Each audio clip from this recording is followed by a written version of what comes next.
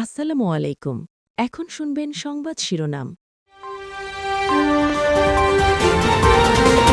ইরানে প্রথমবারের মতো দূরপাল্লার মিসাইল ছুড়ল যুক্তরাষ্ট্র। ইসরায়েল মার্কিন হামলায় নিহতের সংখ্যা ১২০০ ছাড়িয়েছে। শত্রু দেশ ও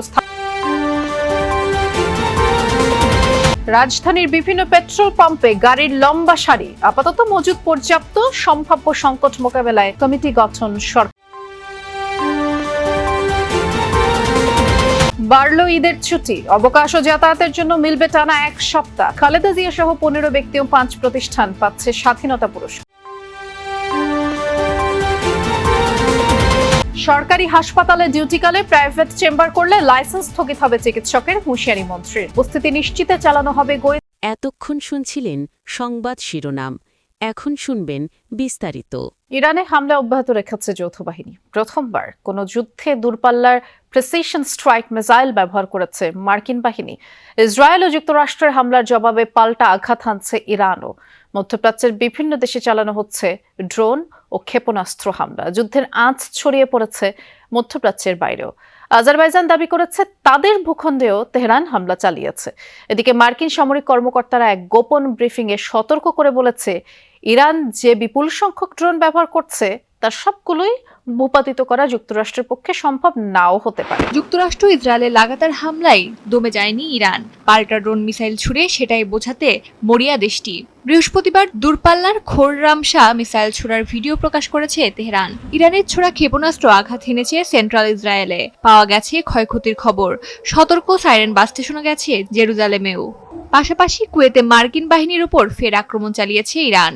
এবার যুক্তরাষ্ট্রের ঘাঁটি আরিফজানে ড্রোন হামলা চালিয়েছে তারা। বিষয়টি নিশ্চিত করেছে আধা সরকারি সংবাদ সংস্থা তাসনিম। একই সঙ্গে মধ্যপ্রাচ্যের বাইরে আজারবাইজানেও হামলা চালানোর খবর পাওয়া গেছে। যুক্তরাষ্ট্র ও ইরাকের তেল ট্যাঙ্কারে হামলা চালাতে কসুর করেনি আইআরজিসি। ইরাকের খোর আল জুবাইর বন্দরে একটি তেল ট্যাঙ্কারে হামলার ফলে জাহাজটি ক্ষতিগ্রস্ত হয় এবং জ্বালানি ছড়িয়ে পড়ে। হামলায় ইরান ব্যবহার করছে শাহেদ ড্রোন। নিচু উচ্চতায় ধীর গতিতে উঠতে পারায় এসব ড্রোন অনেক সময় প্রচলিত আকাশ প্রতিরক্ষা ব্যবস্থা এড়িয়ে যেতে পারে। তাই ড্রোন ও ক্ষেপণাস্ত্রের উৎক্ষেপণ স্থল দ্রুত ধ্বংসে জোর দিচ্ছে যুক্তরাষ্ট্র।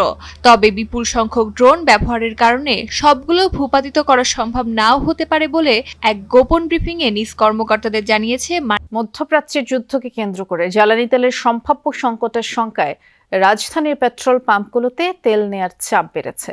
তেল বিক্রেতারা বলছেন, স্বাভাবিক দিনের তুলনায় গতকাল থেকে মানুষ বেশি তেল নিচ্ছেন। সার্বিক পরিস্থিতি দেখভাল এবং সম্ভাব্য সংকট মোকাবেলায় অর্থমন্ত্রীকে প্রধান করে একটি উচ্চ পর্যায়ের কমিটি গঠন করেছে সরকার।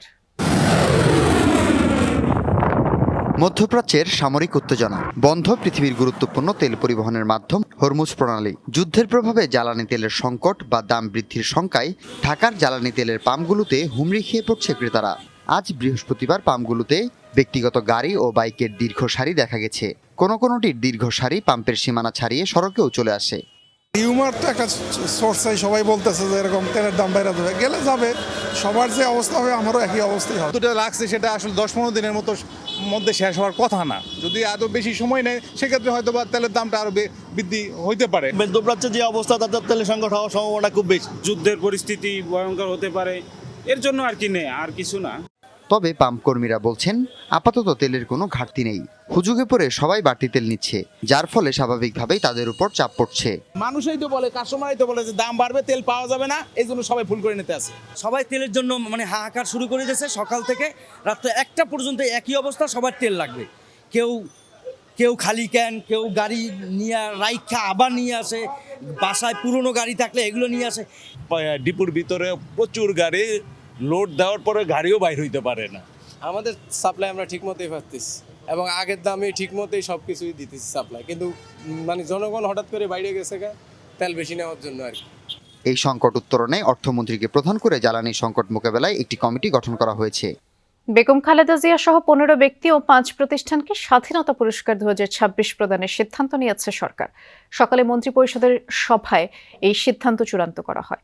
বিকেলে এক ব্রিফিংয়ে মন্ত্রিপরিষদ সচিব জানান, স্বাধীনতা, গণতন্ত্র ও নারী শিক্ষা সহ দেশ গঠনে সার্বিক অবদানের জন্য সাবেক প্রধানমন্ত্রী বেগম খালেদা জিয়াকে মরণোত্তর পদক দেওয়া হচ্ছে। এছাড়া ঈদ উল ফিতর উপলক্ষে 18 মার্চ ছুটি ঘোষণারও সিদ্ধান্ত হয়। এর ফলে 17 মার্চ থেকে 23 মার্চ পর্যন্ত টানা 1 সপ্তাহ ছুটি থাকবে।